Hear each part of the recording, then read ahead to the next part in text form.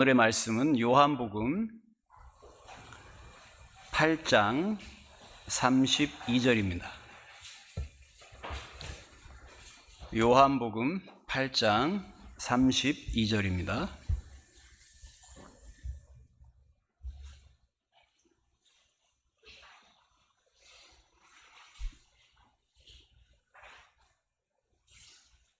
다 찾으셨죠? 자, 같이 읽겠습니다. 진리를 알지니 진리가 너희를 자유롭게 하리라. 아멘. 인간은 천사도 짐승도 아니다. 그런데 인간의 불행은 천사를 닮고 싶어 하면서도 짐승을 닮아가는 데서 비롯된다. 누가 이렇게 얘기를 했습니다.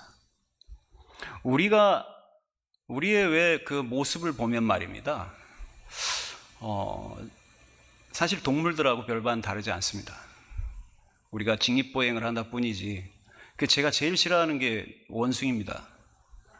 왜냐하면 인간하고 가장 닮아서 꼭 인간처럼 행동하니까 저는 원숭이가 제일 싫습니다. 그런데 어떤 사람들은 또 원숭이를 되게 좋아하시더라고요. 그건 각자 귀여우니까요. 그런 만큼 저는 인간이라는 그 분류를 동물들하고는 분명히 하나님께서 성경에서 구분하셨듯이 그렇게 인간은 정말 하나님의 자녀로서 천사 같은 영혼을 가지고 살고 있으나 여전히 그 천사처럼 살려고 하면서도 그렇지 못한 그 육신 때문에 늘 이렇게 갇혀 사는 그 자신을 돌아보면서 고통스러워하고 또 고통스러워합니다. 아이들은 참 어떻습니까? 팡팡팡 뛰지 않습니까? 그 아이들에게는 그 자유가 있습니다. 그 자유 중에 첫째, 고통. 다시 말하면 인간이 점점 나이 들어가면서 시간의 그 육체가 시간의 어떤 공간 속에 이렇게 속박을 당하고 있지 않습니까? 결국 우리는 120년 한도 내에서의 어떤 시간 속에서 결국은 계속해서 그 마지막을 지금 가고 죽음의 어떤 문턱까지 이미 예정되어 있는 것을 보면서 가고 있습니다. 다시 말하면 시간의 한계 속에 살고 있습니다. 새로 말하면 그 새가 자유롭게 날면 영원한 삶이 될 수 있겠지만 인간은 그 세장 속에 갇혀있는, 다시 말하면 120년이라는 그 시간과 죄악 속에 육신이라는 그 공간적 모든 고통, 그 모든 것을 한계를 정해놓고 살고 있습니다. 그러니 아이들을 보십시오. 왜 아이들이 팡팡 뛰겠습니까? 첫 번째는 생명입니다. 생명의 자유가 있는 것이죠. 그들은 죽음에 대해서 전혀 생각이 없습니다. 그렇기 때문에 팡팡 뜁니다. 그리고 그 아이들은 항상 웃습니다. 왜 웃냐면 그 아이들에게는 삶의 고통, 어떤 공간과 육신의 어떤 제약 속에 있다는 걸 전혀 모르고 살고 있습니다. 그리고 그 아이들은 뭘 다쳐도 다음날 아침에 일어나 보면 금방 나을 만큼 항상 생기가 흐르지 않습니까? 결국 생명의 자유를 가지고 있습니다. 그리고 시간의 자유를 그들은 가지고 있습니다. 왜냐하면 그들은 죽음이라는 걸 모르기 때문입니다. 그리고 육신의 고통에 전혀 매여 있지도 않을 뿐더러 삶의 문제, 방황, 어디로 가야 할까, 그런 것이 하나도 없습니다. 그래서 결국은 우리는 말입니다. 세장 속에 살고 있지만 세장 바깥을 바라보는, 다시 말하면 천사의 영혼으로 세상을 바라보지만 여전히 나는 그 세장 속에 갇혀있는 나를 바라보면서 괴로워하고 그 구속이라는, 속박이라는 철창 속에서 괴로워합니다. 그래서 시간이 가고 계절이 바뀔 때, 저는 가을을 많이 타는데요, 아무 이유 없이 꿈을 꾸면 별로 안 좋은 꿈을 꾸고요, 예전에 안 좋았던 그런 기억들이 생각나고 좀 전혀 그러니까 인과관계가 없는 어떤 그런 마음의 우울함이 옵니다. 근데 사실은 그게 인과관계가 없는 게 아니라 나이를 먹어가기 때문에 가을이 왔다는 건 또 나이를 먹어가는구나. 아, 이제 내 나이가 조금씩 계절을 넘어서 또 한 해 한 해 먹어가는구나. 본능적으로 느끼면서 죽음의 속박 속에서 내가 이제는 얼마 남았을까? 그리고 나는 그 얼마 남지 않은 시간 속에서 어떻게 더 열심히 살아야 하고 이 세상 속에서 나는 어떤 가치로 살아야 하는가에 대한 방황. 인간의 방황 말입니다. 이 길로 가야 할지 저 길로 가야 할지 그냥 급한 거예요. 왜? 정해져 있는 틀이 있기 때문에 그렇습니다. 그게 바로 속박입니다. 그게 속박입니다. 그런데 오늘 예수님께서 요한복음 8장 32절에 뭐라고 말씀하셨습니까? 진리를 알지니 진리가 너희를 자유롭게 하리라. 우리를 세장 속에 그 속박 속에서 문을 열고 하늘의 길을, 그래서 우리가 정말 천사의 마음으로 온전히 세상을 날아갈 수 있는 육신의 고통도, 시간의 어떤 그런 구속도, 삶에서의 어떤 방황도, 모든 괴로움도 다 벗어버리고 오직 천사처럼 그렇게 자유를 향해 날아갈 수 있는 그것이 바로 무엇이라고요? 진리입니다. 그러면 그 진리는 바로 무엇입니까?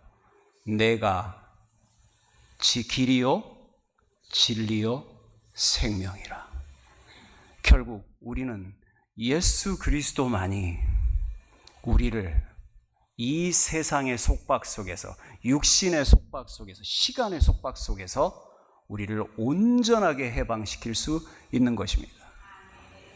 그러면 왜 하나님은 속박을 만들어 놓고 자기가 열죠? 라고 얘기할 수 있겠죠. 그런데 그 속박은 말입니다, 율법입니다.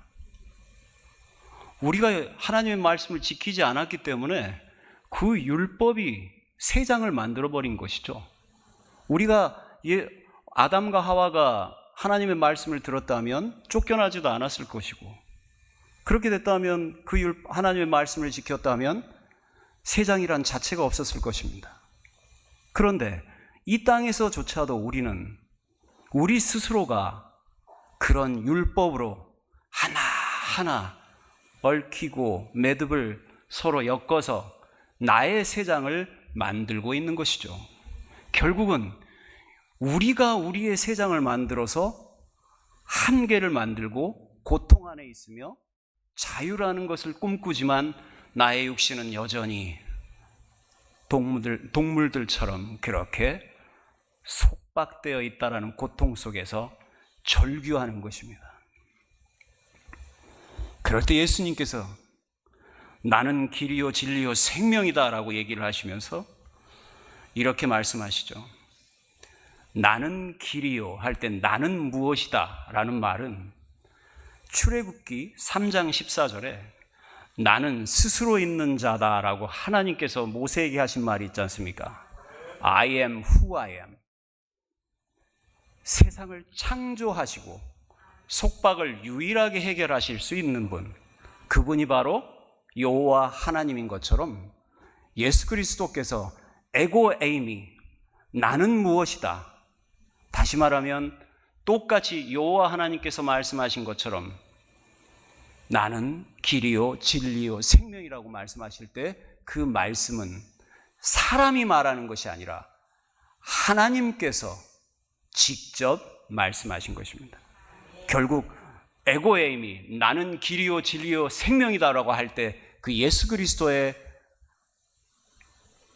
하나님의 그 위치를, 신성, 다시 말하면 삼위일체의 하나님을 말씀하고 있는 것이죠.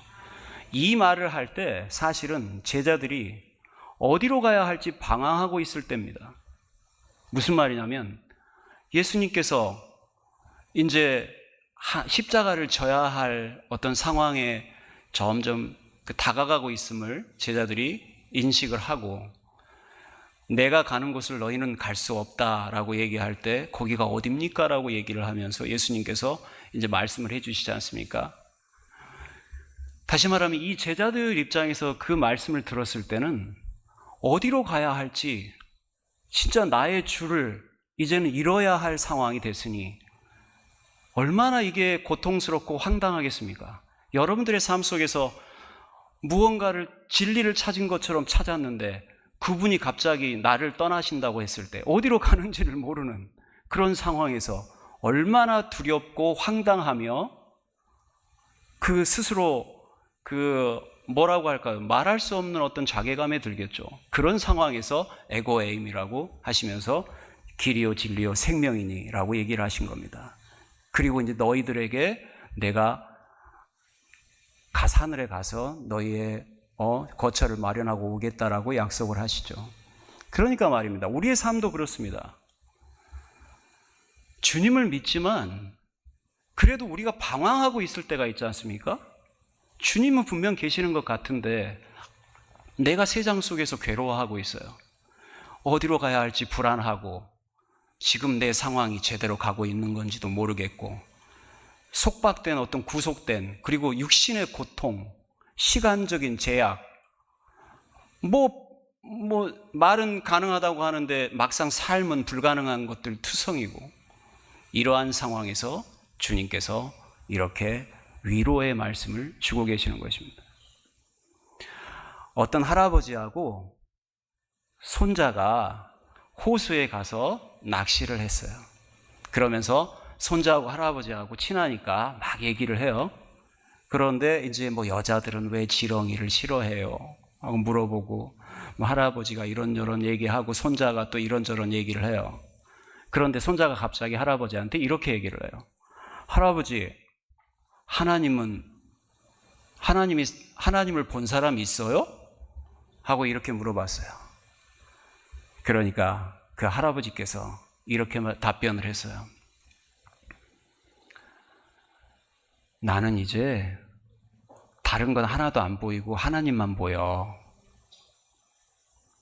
그 할아버지께서는 눈을 감으려면 이제 얼마 안 남은 나이죠. 그런데 어려서부터 하나님을 만나면서 계속해서 방황의 길을 걷고 주님을 찾고 또 찾고 찾다 보니 아니 진짜 세상 것은 이제 하나도 안 보이고 세상 속에 있는 나의 모습이 아니라 이미 나는 세상 문이 열리고 세상 바깥에 오직 나를 기다리고 계시는 나의 처소를 준비해 놓고 계시는 그 예수 그리스도만이 보이는 거예요. 우리의 삶에서 말입니다. 진리는 하나밖에 없습니다. 예수 그리스도입니다. 그런데 그 진리를 우리가 이 세상 속에서 고통 속에서 어떻게 찾냐고요? 그것은 찾고 두드리고 기다리면서 구하면서 계속 주님 그 진리를 보여주십시오. 주님이 정말 살아계시는 걸 보여주십시오. 그랬을 때 진정 영원히 변하지 않는 나의 육신은 점점 더 질병 속에서 고통받고 나의 마음은 시간적 죽음에 다가가는 어떤 시간적 공간의 제약 속에서 고통받고 내 삶은 여전히 죄 속에서 그 세상을 만들어가면서 나는 그곳에 고통받지만 결국 나를 위해 십자가를 지시고 그 세상문을 여시고 나를 완전히 그 진리로 자유롭게 하시는 오직 예수 그리스도가 이제 그 할아버지에게는 보이신 거예요. 여러분이 정말 예수 그리스도가 진리시라면 살아가면서 이제는 세상이 보이지 않고 하나님만, 예수 그리스도만 보이실 겁니다. 그렇지 않습니까? 그 할아버지처럼 지금도 여러분들은 무엇이 보이십니까? 육신이 보이십니까? 내 육신의 고통이 보이십니까? 시간적 제약이 보이십니까? 누구나 다 그렇게 보입니다. 그러나 이제 우리는 천사가 그 영으로 기뻐하듯이 이미 세상 바깥에서 날고 있는 것입니다. 비록 우리는 세상으로 봤을 때는 여전히 갇혀 있는 것처럼 보이나 이미 예수 그리스도를 통하여 그 믿음을 통하여 우리는 이제 그렇게 날아오르는 자유를 만끽할 수 있는 것입니다. 마틴 루터는 그 자기가 얽어매인 그 죄악으로 얽어맨 자기의 세장에서 어떻게든 한번 날아올라 보려고 고생했던 수도사입니다. 그런데 그 마틴 루터가 엄청나게 많은 그 묵상, 성경, 그 다음에 그 무릎으로 계단으로 올라가는 거 있지 않습니까? 들어보셨죠? 무릎으로 올라가면 무릎 다 까지지 않습니까? 그렇게 무릎으로 올라가면서 자기를 학대해 가면서 진정 내가 이 세상을 스스로 날아오를 수 있을 거라고 생각하고 죄악을 스스로 벗겨내야만 비로소 나는 구원을 받을 수 있을 거라고 생각하고 그는 그렇게 고통 속에서 세상 속에서 정말 이런 말을 하면 안 되지만 발광을 하면서 그렇게 미친 듯이 자기가 의로워지길 위해 간절히 기도하고 스스로 그렇게 자기를 괴롭혔습니다. 그런데 결국은 진리는 오직 예수 그리스도뿐이었습니다. 믿음뿐이었습니다. 주님이 주시는 은혜뿐이었습니다. 그래서 그가 결국은 그 사실을 깨닫고 당시에 면죄부로 자유롭게 한다라고 죄를 용서해 준다라는 그 당시의 교황의 그 말을 결코 자기는 믿을 수가 없지 않습니까? 진리는 예수 그리스도뿐인데 예수 그리스도가 나를 위해 죽으신 거 그건 믿는 거 하나뿐인데 면죄부로 죄를 사한다고 하니 그 진리를 본 사람 입장에서 얼마나 괴롭겠습니까? 그래서 그 사람은 결국은 95개 조항을 그 성당에 비텐베르크 성이라는 그 교회 정문 앞에 걸어놓고 종교개혁에 불씨를 당기게 된 것이죠. 다시 말하면 진리를 보면 말입니다. 안 보입니다. 다른 것은. 이제 진리를 보게 되면 진리를 거부하는 것들이 용서가 되지 않습니다. 그래서 이 사람은 종교개혁에서 5개 신앙의 지침을 얘기를 하면서 종교개혁을 선포합니다. 그 신앙의 5개의 지침이 오늘 주요 주제입니다. 그래서 오늘은 설교에서 여러분들에게 가끔은 말씀을 통해 감동을 주기도 하고 설득을 하기도 하고 여러분들의 마음을 더 공감대를 이끌어서 더 하나님께 다가가기도 하지만 오늘의 말씀은 알려드리는 것입니다. 그러니까 오늘은 왜 이 루터가 신앙의 지침 이 5개를 그렇게도 강조했을까? 그리고 우리의 삶 속에서 신앙 속에서 정말 이 5개의 지침이야말로 우리가 정말 끝까지 지키고 가야 할 그런 신앙의 지침이다. 진리라는 것을 명심하시고 우리 5개를 오늘 공부해보는 시간을 가졌으면 좋겠습니다.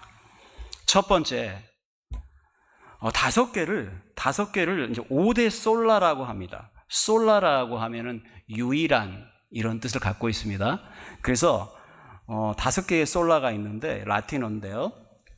첫 번째, 오직 성경입니다. 여러분, 성경은 완전하게 흠이 없이 우리가 온전히 믿습니까? 아니면 성경에서 이성적으로 이것은 아니다 하는 것은 믿지 않고 그냥 걸러냅니까? 여러분은 어떠십니까? 성경을 말입니다. 정말 조그만 글자 하나라도 우리가 믿지 않는다면 우리는 결국 성경에 있는 말씀을 온전히 믿지 못하게 됩니다.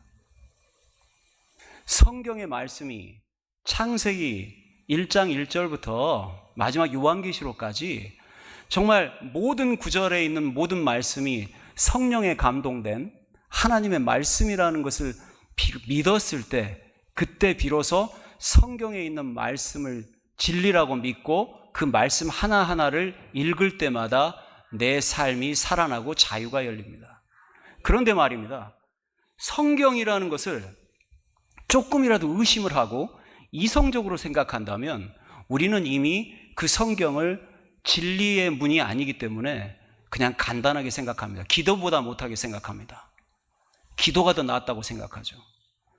그런데 말입니다. 간증하는 사람들 많지 않습니까? 주변에? 그러면 그 간증하는 사람들이 진짜 간증인지 아니면 가짜 간증인지 무엇으로 구분합니까? 기준은 성경입니다. 성경에 있는 말과 똑같으면 그래도 믿을만 하지만 성경에 있는 말이 아닌데 그 간증에서 자기는 하나님을 그렇게 보았다, 하나님이 나는 이렇게 얘기를 했다고 한다면 그것은 가짜 간증입니다. 그건 마귀 간증입니다. 그런데 성경은 말입니다, 예수님께서 구약을 확증하셨습니다. 다시 말하면 예수님께서는 여러 가지 말씀을 하시는데 요한복음에 보면은 10장 35절에 성경은 패하지 못하나니 라고 말씀하셨습니다. 다시 말하면 예수님께서 하신 말씀이에요. 요한복음 10장 35절에 성경은 패하지 못한다. 그 다음에 누가복음에 보면 10장 26절에 보면 예수님께서 누가 무엇을 물어볼 때 항상 뭐라고 대답하시냐면 율법에 무엇이라 기록되었느냐 이렇게 물어봅니다. 다시 말하면 예수님께서는 이미 구약 성경을 완전하게 확증하신 분이죠.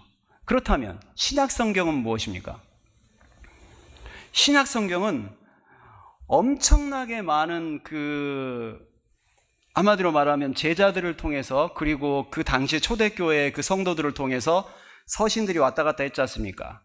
그 서신들을 이렇게 모아서 정말 많은 시간 동안 정말 많은 사람들이 그것을 논쟁하고 치열하게 논쟁하고 이것을 한마디로 말하면 정교화시키기 위해서 정말 수십 년에서 수백 년에 걸쳐서 이렇게 걸쳐가지고 정교화시켰던 책입니다. 그래서 결국은 이 신약 성경은 구약 성경보다 어떻게 보면 훨씬 더 역사적으로, 고증학적으로, 더 과학적으로 이건 성경은 틀린 게 아니다라고 일반 사람들도 인식할 수 있을 만큼 그렇게 어떻게 보면 증거들이 아주 많습니다.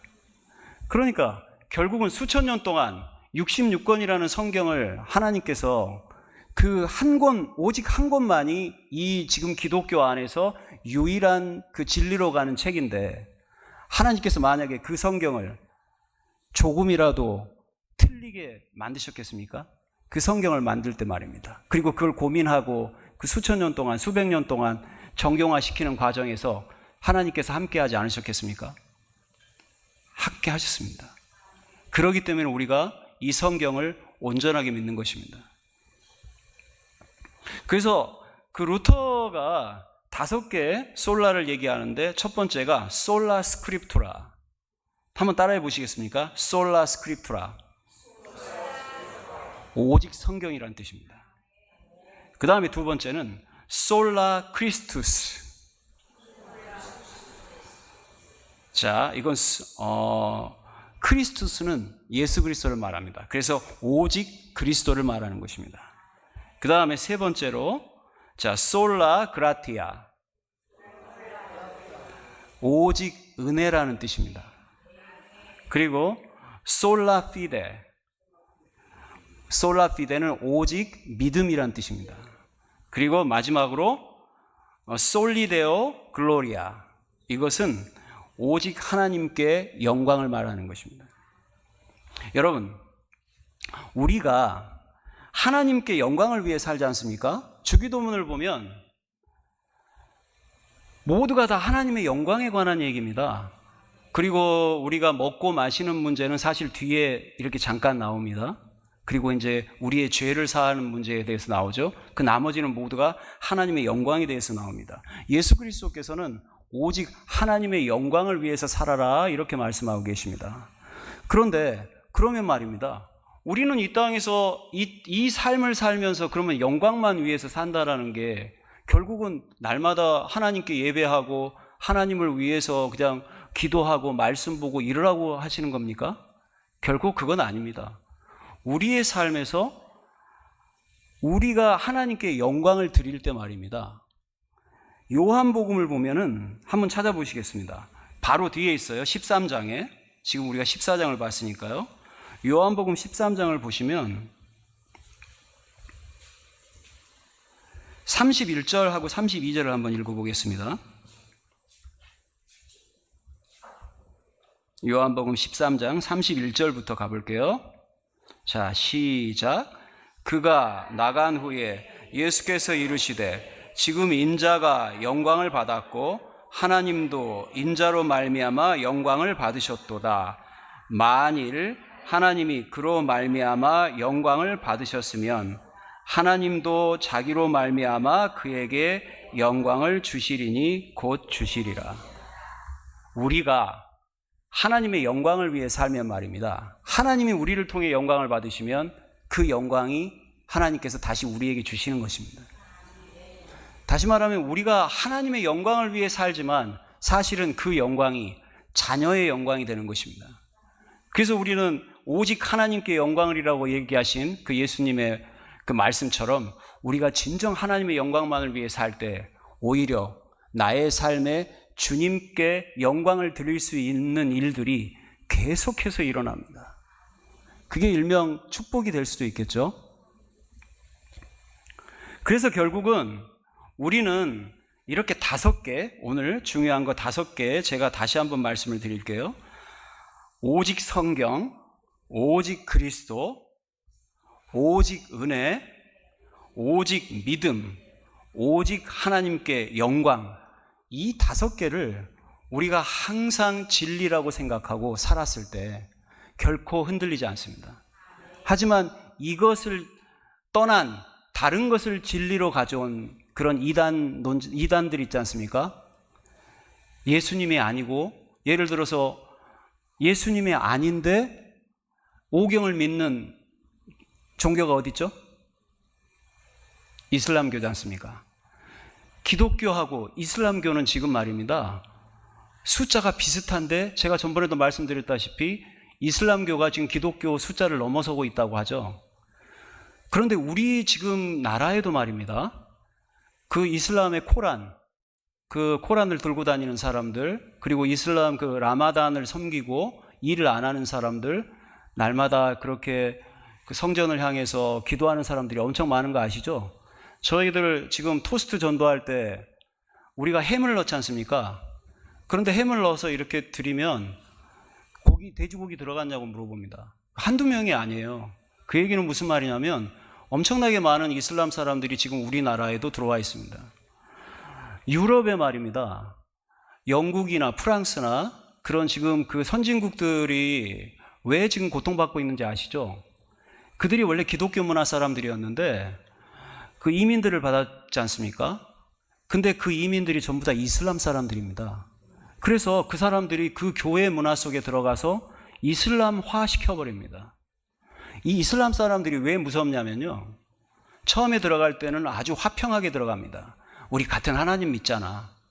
그런데 이 사람들이 세력이 강해지면 그런 그 군집이 돼가지고, 예를 들어서 세력이 강해지지 않습니까? 그러면 힘을 발휘하기 시작합니다. 그리고 그 사람들이 힘을 발휘해서 그 사람들이 주도권을 잡으면 제일 먼저 기독교부터 박해를 합니다.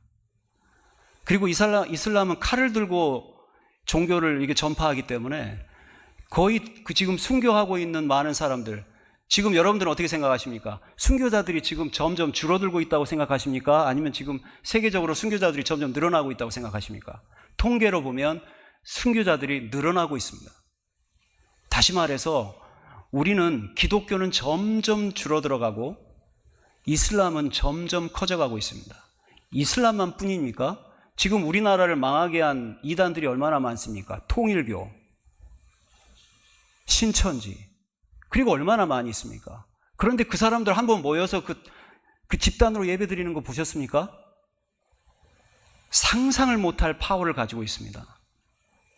그 사람들이 지금 우리나라를 지금까지 흔들고 있었지 않습니까? 다시 말하면 우리는 지금 이 5가지 루터가 얘기한, 종교개혁 때 얘기한 이것조차도 교회에서 제대로 지키지 못하고 있습니다. 너무나 많은 악한 사탄의 무리가 이미 말세라는 것을 증거하고 있지 않습니까? 그런데도 우리는 여전히 그렇게 아무것도 아닌 양 그렇게 살고 있습니다. 여러분 혹시 추석이 다 돼가니까 제사 드리죠? 그러면 제사를 어떻게 생각하십니까? 조상 신에게 내가 제사를 드리는 것이 아니라 돌아가신 엄마, 아버지, 할아버지께 내가 기념으로 절을 하는 것이니까 괜찮다라고 생각하시는 분들 계십니까? 제사는 말입니다. 2조 500년 동안 나라 국가에서 인정한 제례입니다. 근데 그 제례는 대상이 누구냐면 신령입니다. 신령. 다시 말하면 귀신을 말합니다. 그래서 그 많은 신령들 중에 조상신도 들어가 있습니다. 그래서 결국은 그 신령들에게 예배하는 것입니다. 10계명 중에 제2계명을 어기는 거죠. 그런데 여러분 만약에 생각해 보십시오. 정말 제사가 괜찮다고 생각해서 기독교인도 같이 향을 피우고 제사를 드린단 말입니다. 그렇다면 시내산에서 모세가 10계명을 가지고 내려오기 전에 하나님을 보여달라고 했던 그 이스라엘 백성들이 하나님을 만들었죠. 어떤 하나님을 만들었습니까? 금송아지를 만들었지 않습니까?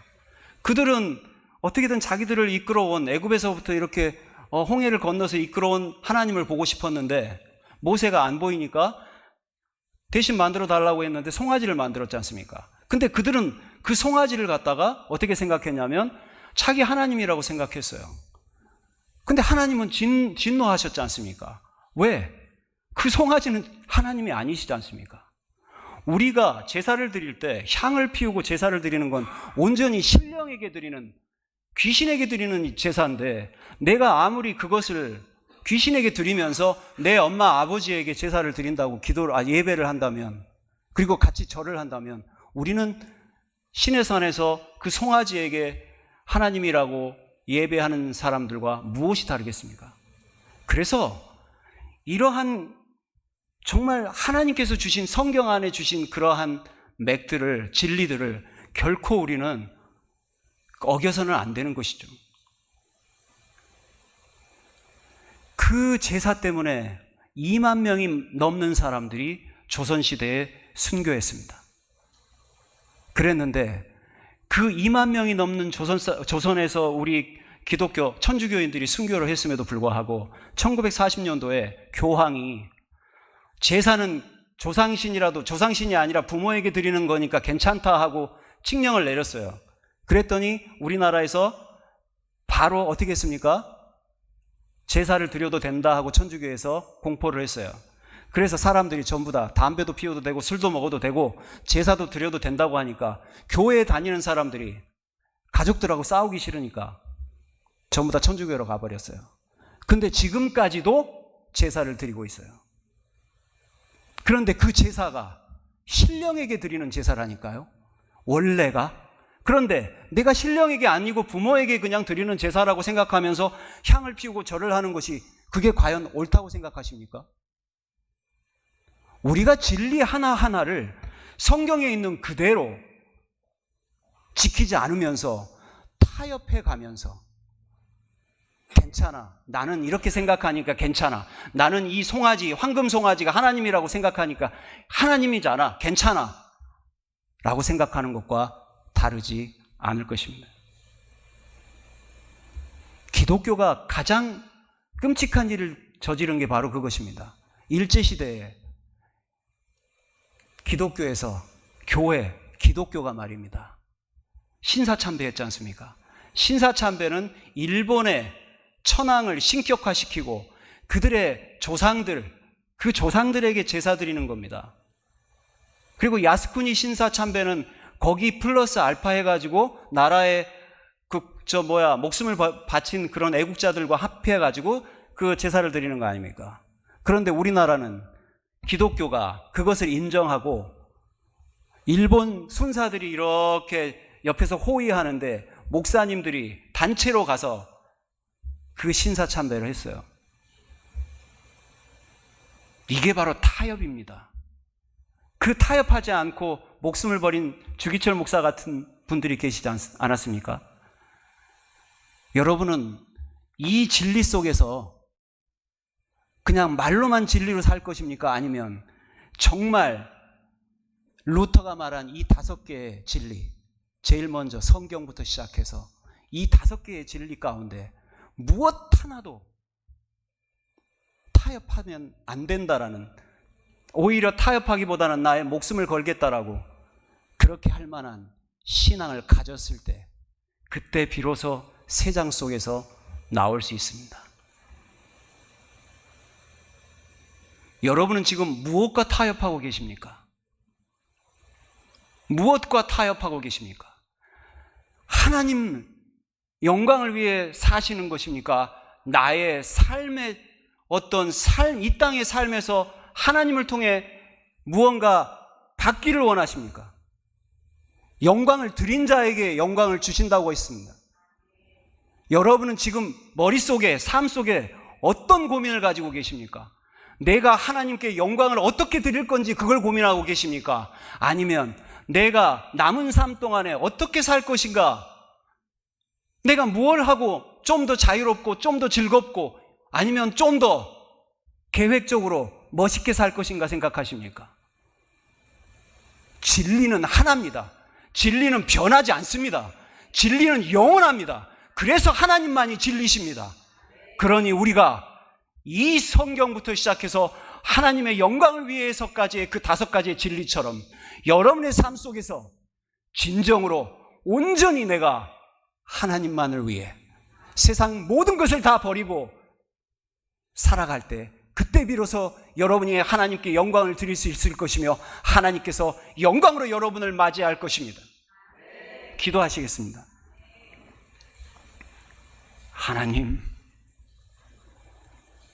하나님만이 영원하십니다. 알파와 오메가이신 분은 하나님 한 분뿐이십니다. 우리는 그저 이 땅에서 120년이라는 그 시간 안에 구속받고 율법이라는 그것으로 스스로 정죄하는 세상 속에 갇혀서 살고 있습니다.